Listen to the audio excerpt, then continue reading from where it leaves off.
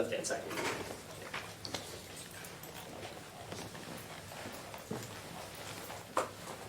All right, good morning. We are here on Mark T. Hensley versus Juan Leo Espinoza, 24 SCS 0242. Good morning, sir. Good morning, ma'am. And you are Mr. Hensley, is that Yes, correct? All right, and for the record, Mr. Espinoza is not present.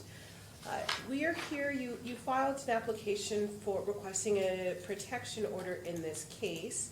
I did review the application and I set this hearing so that I could gain some additional information. So obviously I've read the application, but what additional information can you tell me? You know, what he did was the most atrocious thing. He posed as a caregiver, and then when he attacked me, I dialed 988 and pitched the phone, and he was completely marginalizing me. Oh, he's just going crazy. This is his Tourette's and all this other stuff. And was he your assigned caregiver? So he was going through the process with the VA, right? He was a poor choice. I recognize that now. And I'm just saying, I think that he's a danger to society, to be quite honest. And what he did was absolutely vile. It was recorded on a 911 call. The cops wouldn't do anything, right? So I got admitted to the hospital on the 13th or the morning of the 14th. And I was there for 3 days, and the cops wouldn't do anything. So I was calling 988 saying, I'm going to go kick this man's door in and break his nose. There has to be a degree of accountability. Then let's just back up a second. yes, ma'am. So, I have Tourette's. I apologize. that's okay. So you were in the hospital. Was it in the hospital for something related to Mr. Espinoza or something different? Okay, so this is debatable. I was in perfect health, right? He crushed my chest and strangled me unconscious, and then when I went to the hospital, I went into respiratory failure. I was hospitalized for 3 days. I don't find that to be, hey, this rapidly spreading pneumonia thing that they're saying, to be outside of the traumatic lung injury that I suffered from the crushing, right? So however you look at it, I'm going to say Mr. Espinoza was responsible for that hospitalization. Okay, so then tell me about this specific incident with the strangling and whatnot. Tell me about that. What happened? I had some homeless woman over to my apartment, right? Leo's gay. I don't know if it was a jealousy thing. I have videos of what led up to it, right?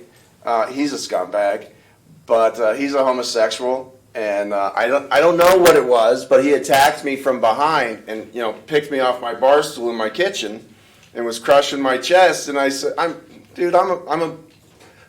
apologize, but I'm a bad motherfucker, right? I could have killed him. I didn't kill him, but he pinched my carotid, right? And I blacked out. I'm getting the restraining order today because I'll probably kill him if I see him. Please don't do that. So understand that a protection order, you are saying you don't want him to have any contact with you. I don't want to see him. I don't want to see him for his protection. Okay, but that's not exactly the way this works, though. So the protection order doesn't say that you are prohibited from having contact with him. No, which I get it. obviously shouldn't be, given all the statements that you've made today. But simply, if you are out at the grocery store and you see him, I'll walk away. But if he engages me, right, and then gets tough, we have issue, right? But I will avoid him. I will do my damnedest, right? have you seen him? So you indicated that. I'll tell you, I'm interrupting you, and I'm sorry. That's part of the condition. But he's already violated the protection order once. Have you had a protection order against him previously? No. You put one in place as a 2-week temporary, and he talked to me on the phone for an extended period of time during that period. He's already violated your order, ma'am. So in this particular case, there has not been any protection order present. So are you speaking of this case or something different? I'm from Washington State.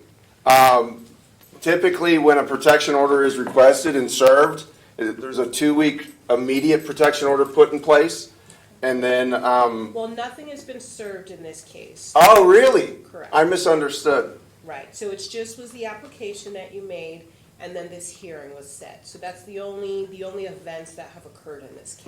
Respect. And so he, let's see, make sure that he was given notice of this hearing.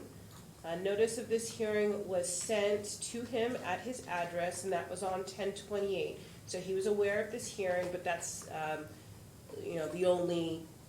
the only contact that has been made with him, I should say. That's not true. They issued a warrant for his arrest, and Well, they, I'm talking about this case. yes, ma'am? There's no warrants or anything associated. We just let him know that this hearing was going to be scheduled. Respect. And so, the incident in your apartment, is that the last contact, or it sounds like there have been something since then? So they sent me to the VA psych ward, and when I got out, Corey drove over to Leo's place, and I gotta tell you, he's a buffoon. He's a 37-year-old man, and he came down dressed as a teddy bear. And when he saw me, he turned around and shook his ass at me with his little fucking tail. I stayed in the car. I was livid, if you understand what that is. I don't know where we're going with this. I filled out a police report this morning, and they're prosecuting him, so I have to assume that this protection order is just semantics, because I believe in a criminal proceeding, Nevada puts one in place, does it not? Not always. All right, It's all not right. automatic. It does happen often, but it's not automatic. All right. And I don't have any, that case that's pending, have charges been filed, or the officers are still doing their So investigation? both. They issued a warrant and gave him a criminal summons, and I got a call from an officer, Ballesteros or something like that, and I met him and two other officers. It was highly inappropriate at the In-N-Out Burger this morning, and I filled out a complaint, and so I don't know where we're at in this process. Okay.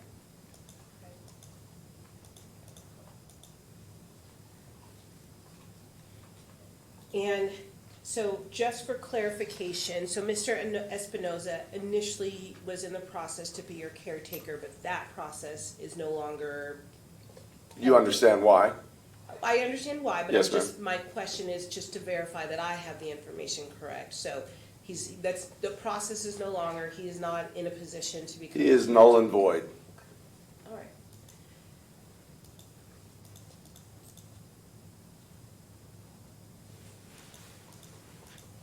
All right, so I am going to issue a temporary protection order in this case. In reviewing your request, the listed addresses to stay away from will be from your apartment. However, I cannot include the behavioral health center because if he has business to do there, I can't exclude him from. Oh, I'll that. exclude him. So, Mr. Hensley, I must caution you that if I'm putting this protection order in place, that means that you also need to do your best to stay away, because if you are instigating contact in any, please let me finish. If you are instigating contact in any manner, or and being an aggressor in any manner, you can be criminally charged. Oh, I got no So problems with that. Please be aware of that. I am. But again, though, I will not issue the protection order if I have any inclination that you may be an aggressor in a future situation. I might be. So, but if that's going to be the case, then there's no reason for me to issue a protection order. You're probably right. You're probably right. Here's the deal. I will do my best to avoid it. I will, right? But I will do my best. There we go. I'm just going to end it right there.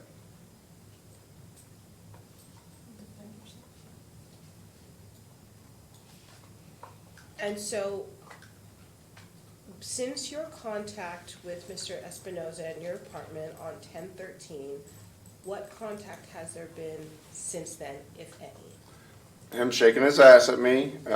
I stayed in the car. Corey called him on his phone, and it was speakerphone.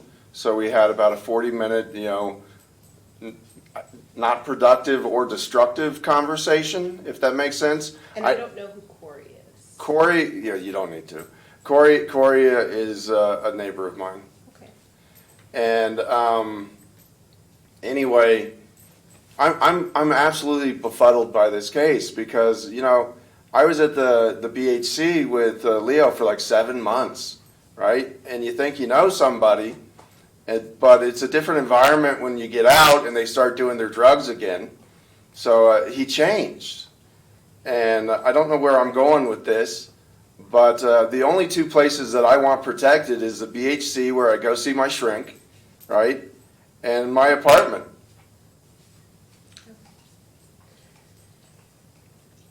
I will still issue the protection order in this case, but as indicated, it is only going to be as to your apartment. I cannot exclude him from receiving services at the Behavioral Health Center. I can understand So that. if you are there and you happen to see him there, please use your best and most reasonable. I will use my discretion. I'm rather discerning, Okay. and I don't mind going to jail. I've never been to prison. Well, at the end of the day, you are an adult and you are.